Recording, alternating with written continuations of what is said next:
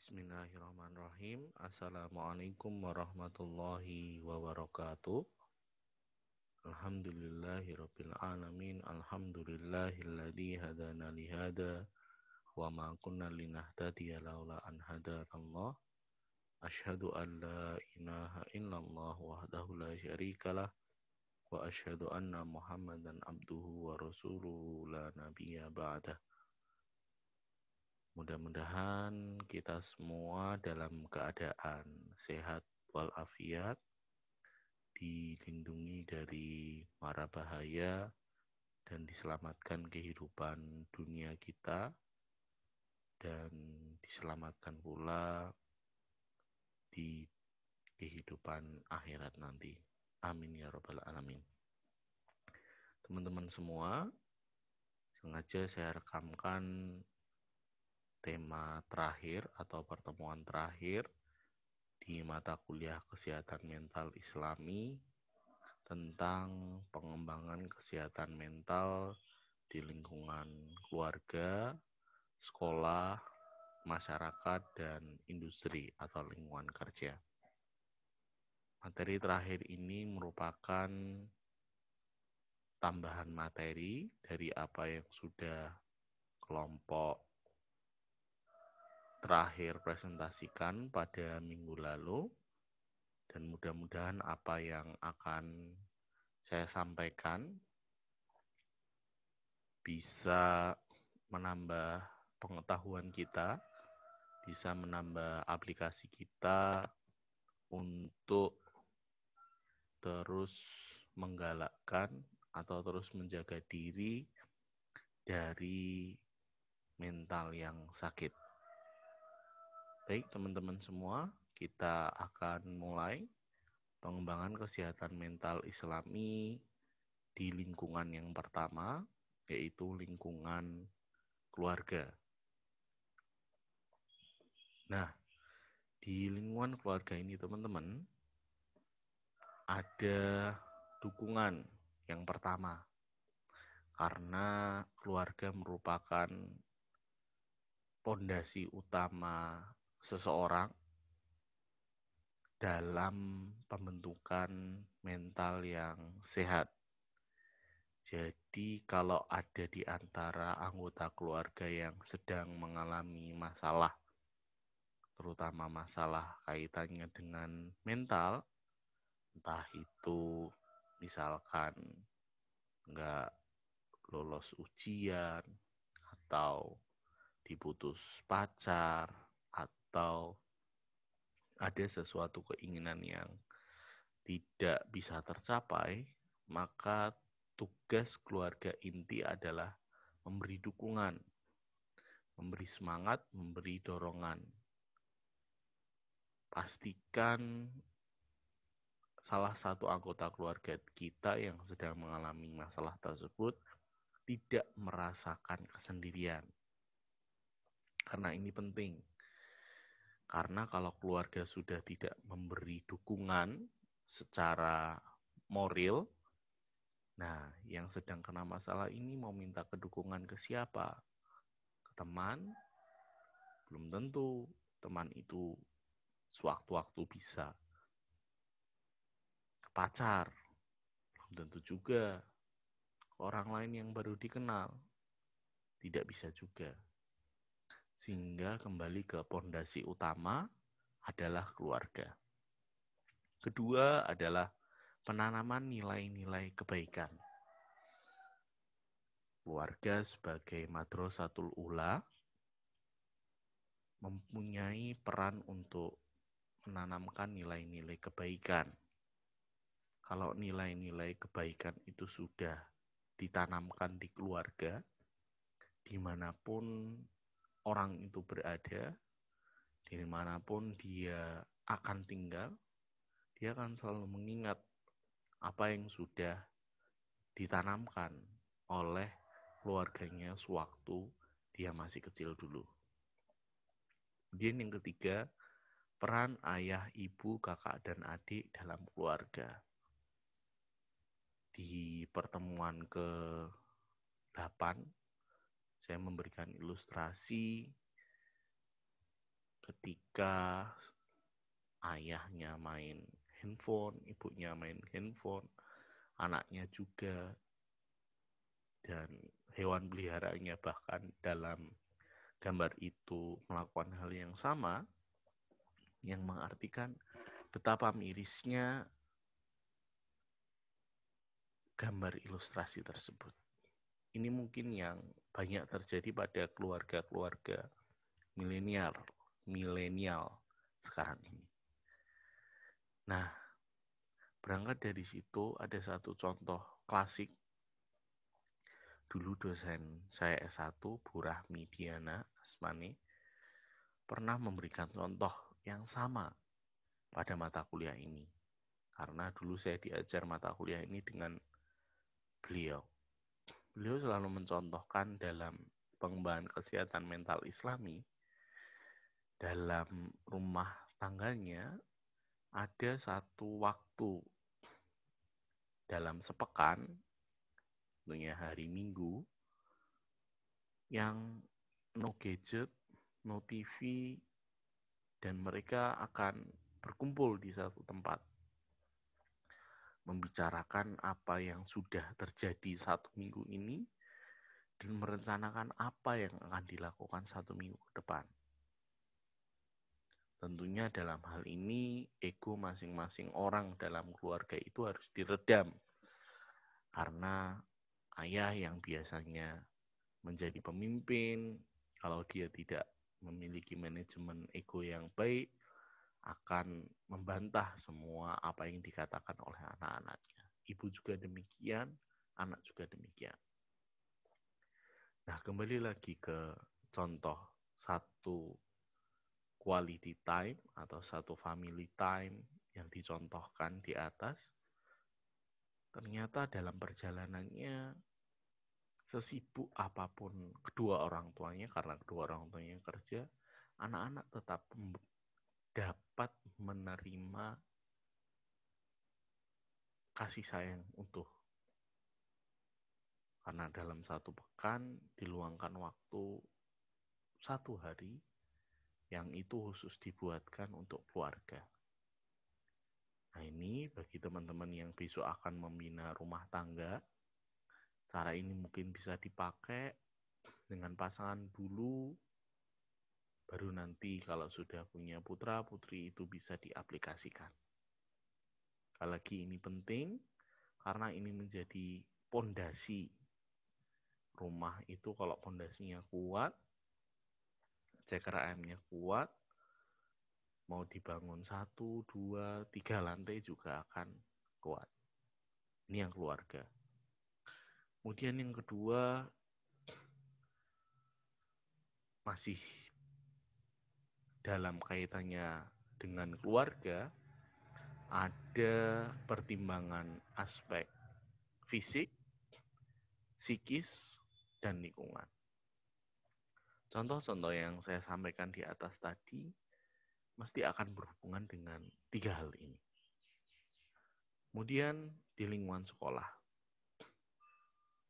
mestinya ada siswa, ada guru di situ. Kita ke guru dulu.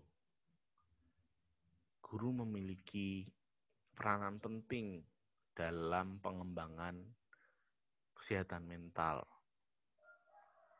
yang sehat di lingkungan sekolah. Guru harus mengerti dasar-dasar kesehatan mental. Pentingnya guru mengikuti workshop, pelatihan tentang berbagai macam cara pengajaran yang pasti di dalamnya akan disisipkan aspek-aspek psikologis.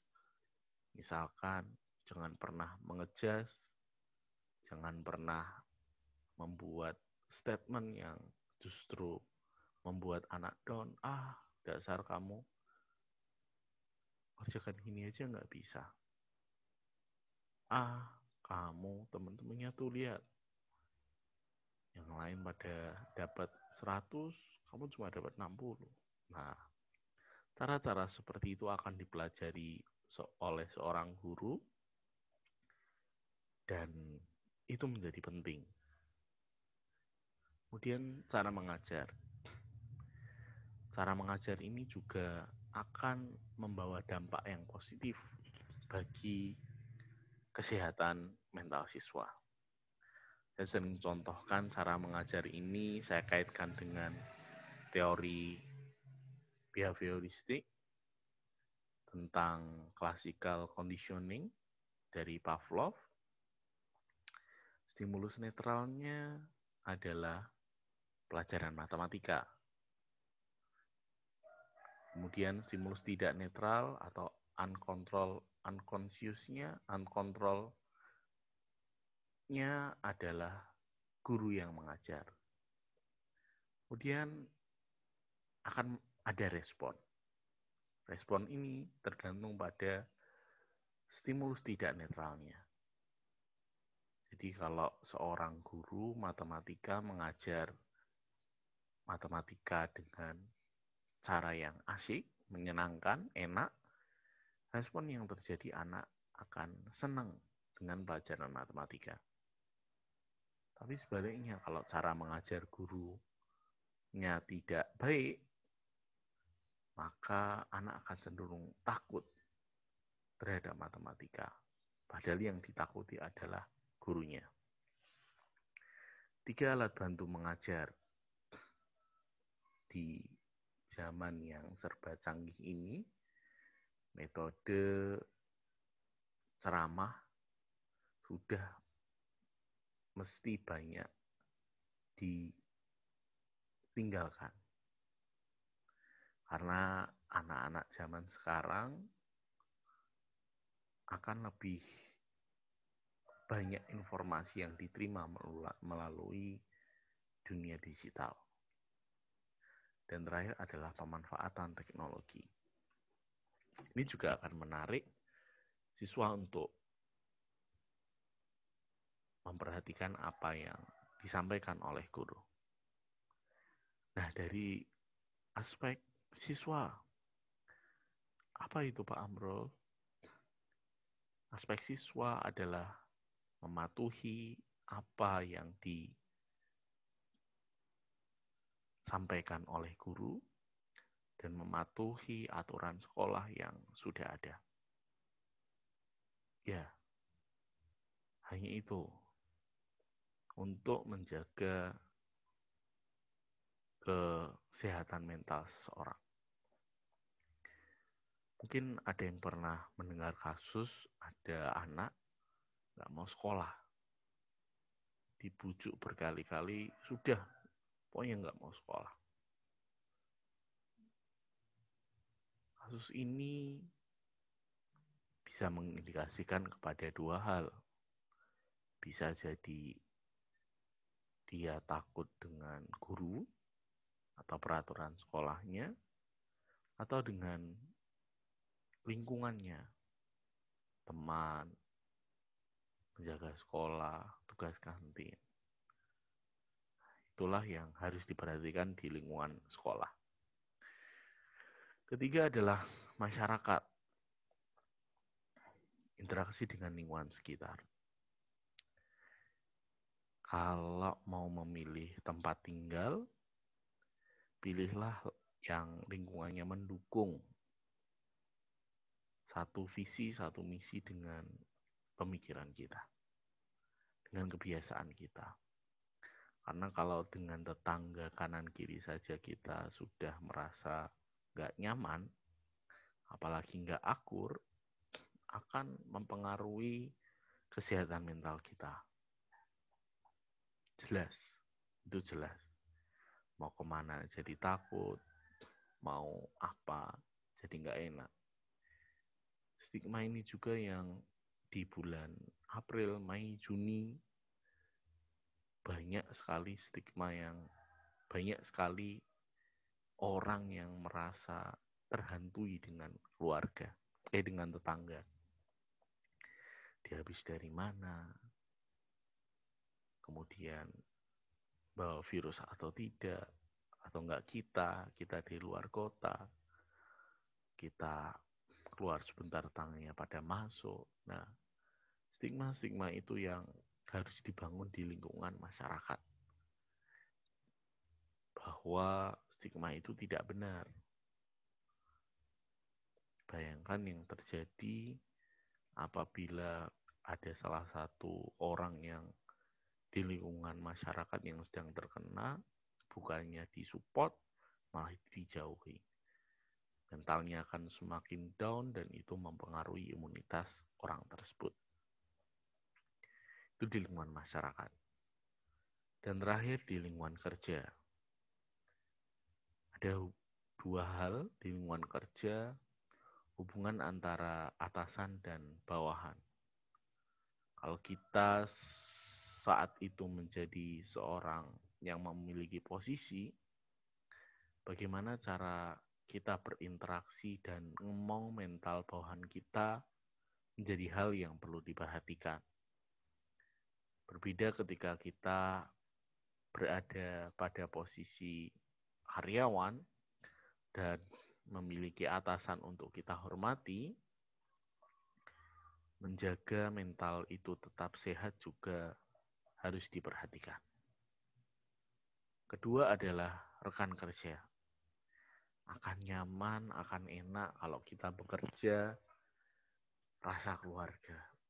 Datang ke tempat kerja itu rekan kerja seperti saudara sendiri. Berbeda hawanya, berbeda rasanya kalau kita datang ke tempat kerja, memiliki atasan yang galak atau bawahan yang nggak mudengan. Pasti kita akan aras-arasan, malas-malasan untuk bekerja di situ. Nah, itulah teman-teman, 4 lingkungan, kerja, masyarakat, sekolah, dan keluarga yang harus teman-teman perhatikan dan menjadi bekal ketika nanti teman-teman sudah betul-betul terjun di masyarakat. Perhatikan masalah-masalah mental yang ada di lingkungan keluarga, pendidikan kita, masyarakat kita, dan lingkungan kerja kita. Dan karena kita tahu itu adalah masalah, berikan solusi kepada mereka.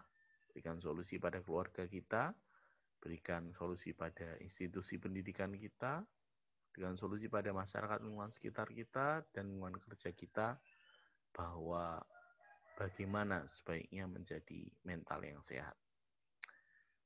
Ini dulu yang bisa saya sampaikan pada pertemuan ke-15 ini, pertemuan terakhir ini. Saya berharap apa yang kita diskusikan dari pertemuan pertama sampai pertemuan ke-15 ini bisa bermanfaat nanti, tidak sekarang, nanti ketika kita sudah betul-betul ke masyarakat. Saya mohon maaf apabila dalam menghantarkan mata kuliah ini dari awal sampai akhir banyak bosennya, banyak monotonnya, banyak boringnya, banyak nggak pahamnya. Dan saya juga berterima kasih sekali atas atensi, perhatian, dan usaha teman-teman untuk selalu menyimak dan mengikuti setiap tugas, setiap instruksi yang diberikan. Itu dulu saya akhiri. Assalamualaikum warahmatullahi wabarakatuh.